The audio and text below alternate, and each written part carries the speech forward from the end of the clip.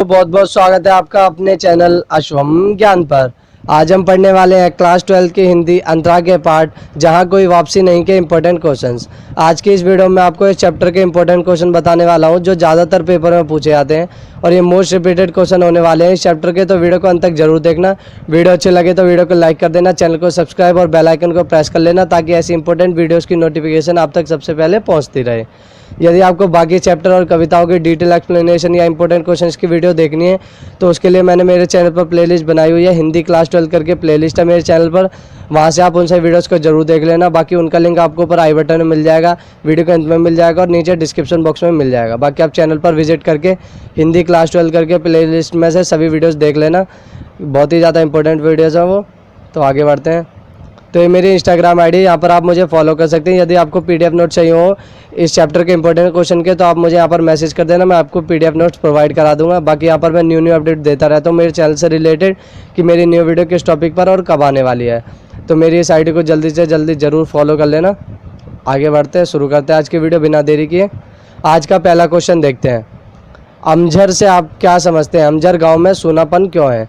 तो आपने इस चैप्टर में पढ़ा था जो अमझर गांव, उसी का आपको अमझर का मतलब पूछ रहा है पहले पार्ट में, और दूसरे पार्ट में क्या पूछ रहा है कि अमझर गांव में सूनापन क्यों हो गया है। ठीक है, तो उसका उत्तर देखते हैं फिर आपको समझाता हूँ। अमझर दो शब्दों के मेल से बना है, आम तथा झरना, अर्थात वह स्थान जहाँ आम झरते हों वह अमझर कहलाता है। तो देखो जो अमझर है ना, ये शब्द दो शब्दों के मेल से बना है, मतलब दो शब्दों को जोड़कर बना है। पहला है आम और दूसरा है झरना। अब मतलब जहाँ पर ज़्यादा आम झरते हैं ना, ज़्यादा आम गिरते हैं, उस स्थान को अमझर कहते हैं। ठीक है, वह स्थान अमझर कहलाता है। ये पहले पार्ट का आंसर हो गया। अब दूसरे पार्ट का आंसर देखते हैं कि सूनापन क्यों है। जिस दिन से यह घोषणा हुई है कि अमरौली प्रोजेक्ट के तहत अमझर गांव को भी उजाड़ दिया जाएगा, तब से अमझर गांव में सूनापन है। तो देखो अमझर गांव में सूनापन क्यों है? क्योंकि अमझर में एक घोषणा हुई है जिसमें अमरौली एक प्रोजेक्ट है, उसके तहत क्या है, अमझर गांव को उजाड़ दिया जाएगा। मतलब वहाँ के जो लोग रहते हैं या जो प्रकृति है, पर्यावरण है, उन सभी को उजाड़ कर वहाँ पर उद्योगों की स्थापना कर दी जाएगी, मतलब उद्योग लगा दिए जाएंगे। इसलिए जब से ये घोषणा हुई है तब से गाँव में सूनापन आ गया। ठीक है, ये इसका आंसर था। आगे बढ़ते हैं। आधुनिक भारत के शरणार्थी किसे कहा गया है? उसका उत्तर देखते हैं। मतलब ये पूछा है इस क्वेश्चन में कि जो आधुनिक भारत है, डिजिटल भारत है, इसके नए शरणार्थी किसे कहा गया है। ठीक है, इसका उत्तर देखते हैं फिर आपको समझाता हूँ। औद्योगिकरण एवं विकास के नाम पर जिन लोगों को अपने निवास स्थान से उखाड़कर हमेशा के लिए निर्वासित कर दिया जाता है, इन लोगों की ज़मीन को भी सरकार या औद्योगिक घरानों ने छीन लिया है। यह लोग सदा के लिए बेघर हो जाते हैं और फिर कभी अपने घर लौट नहीं पाते। ऐसे लोगों को आधुनिक भारत के नए शरणार्थी कहा गया है। तो देखो नए शरणार्थी कौन हुए? जो औद्योगिकरण, मतलब जहाँ पर औद्योगिकरण मतलब होता है ज़्यादा से ज़्यादा उद्योगों को बढ़ावा देना। तो जैसा कि अभी चल रहा है भारत और ये सभी देशों में औद्योगिकरण ही ज़्यादा चल रहा है।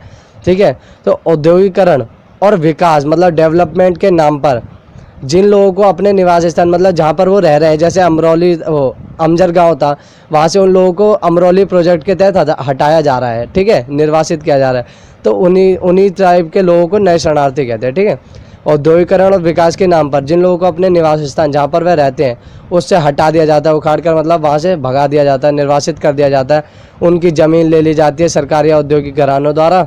ठीक है, और ये लोग इस कारण सदा के लिए बेघर, मतलब हमेशा के लिए बेघर हो जाते हैं, इनके पास जगह नहीं होती। ठीक है, और वे फिर कभी वापस भी नहीं लौट सकते हो जाए, क्योंकि वहाँ पर तो उद्योग की स्थापना हो जाती है। तो ऐसे ही लोगों को आधुनिक भारत के नए शरणार्थी कहते हैं। ठीक है, आगे बढ़ते हैं, अगला क्वेश्चन देखते हैं। प्रकृति के कारण विस्थापन और औद्योगिकरण के कारण विस्थापन में क्या अंतर है? अब इस क्वेश्चन में क्या पूछा है?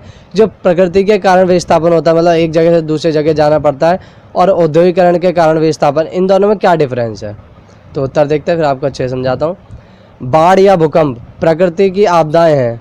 ठीक है, प्रकृति के कारण जब लोग विस्थापित होते हैं तब वह विस्थापन अस्थायी होता है। आपदा के टलते ही लोग अपने घरों को लौट आते हैं और वह पहले की तरह रहने लगते हैं। ठीक है, पहले इतना समझो फिर औद्योगिकरण के बारे में। तो देखो प्राकृतिक आपदाएं जैसे बाढ़, भूकंप या सुनामी, इन सब के कारण जो लोग विस्थापन होता है, जो लोगों का विस्थापन होता है, वो क्या होता है, एक टेम्परेरी होता है, मतलब अस्थायी होता है। जब वह आपदा टल जाती है उसके बाद लोग अपने निवास स्थान पर वापसी आ जाते हैं, ठीक है। तो ये जो प्रकृति के कारण विस्थापन होता है वो अस्थायी होता है, जिसके बाद जब प्राकृतिक आपदा टल जाती है तो उसके बाद जो लोग होते हैं वो अपने निवास स्थान पर वापसी आ जाते हैं। और वहीं औद्योगिकरण के कारण विस्थापित हुए लोग सदा सदा के लिए अपने घर, अपने परिवेश से अलग हो जाते हैं। उनकी ज़मीन पर उद्योग स्थापित हो जाता है, फिर वह कभी भी अपने घर को नहीं लौट पाते और औद्योगिकरण की आंधी उन्हें घर और परिवेश से उजाड़ देती है। तो वहीं देखो, औद्योगिकरण के कारण क्या होता है, औद्योगिकरण के कारण जो विस्थापन होता है ना, उसमें लोग सदा सदा मतलब हमेशा के लिए विस्थापित हो जाते हैं। क्योंकि जैसा कि आपको पता है, अमजर गांव में जब ये घोषणा हो गई उसके बाद सबको पता है कि अब यहाँ से हमें हटा दिया जाएगा और वापसी नहीं आ पाएंगे, क्योंकि यहाँ पर उद्योग की स्थापना कर दी जाएगी। तो ऐसे ही होता है, जब औद्योगिकरण के कारण विस्थापन होता है उसमें क्या होता है, सदा सदा हमेशा के लिए वो लोग बेघर हो जाते हैं, वो कभी अपने निवास स्थान पर फिर वापसी नहीं आ पाते, क्योंकि वहाँ पर उद्योगों की स्थापना हो जाती है। तो ये एक परमानेंट विस्थापन होता है। तो ये दोनों डिफरेंस है प्राकृतिक विस्थापन और औद्योगिकरण के विस्थापन में। अगला देखते हैं, यूरोप और भारत की पर्यावरण संबंधी चिंताएं किस प्रकार भिन्न है। तो अब हमें बताना है कि यूरोप है और भारत, इन दोनों की पर्यावरण की संबंधी चिंताएं जो हैं वो अलग अलग कैसे हैं, भिन्न कैसे हैं एक दूसरे से। अब देखो इसका उत्तर देखते हैं, फिर आपको समझाता हूँ। यूरोप में पर्यावरण का प्रश्न मनुष्य और भूगोल के बीच संतुलन बनाए रखना है, ठीक है। यूरोप में क्या है पर्यावरण की चिंता, यूरोप में पर्यावरण का प्रश्न है कि मनुष्य और भूगोल मतलब मनुष्य, ह्यूमन और जोग्राफिकल मतलब भूगोल के बीच संतुलन बनाना उनका लक्ष्य है, ठीक है। जबकि भारत में यही प्रश्न मनुष्य और उसकी संस्कृति के बीच पारंपरिक संबंध बनाए रखने का हो जाता है। दोनों देशों की पर्यावरण संबंधी चिंताओं में अंतर है। और वहीं भारत में क्या है, मनुष्य और उसकी संस्कृति, ठीक है। उसमें क्या था, मनुष्य और भूगोल, और यहाँ पर क्या है, मनुष्य और संस्कृति, ठीक है। मनुष्य और संस्कृति के बीच पारंपरिक संबंध बनाए रखने का है। तो ये दोनों के बीच पर्यावरण संबंधी चिंताओं में डिफरेंस है। अगला क्वेश्चन देखते हैं, औद्योगिकरण ने पर्यावरण का संकट पैदा कर दिया है, क्यों और कैसे। अब इसका उत्तर देखते हैं। मैं आपको शॉर्ट में समझाता जा रहा हूँ, क्योंकि मुझे ही पता है पेपर है, तो पेपर का टाइम चल रहा है, तो आपके पास लॉन्ग वीडियो देखने का टाइम नहीं है।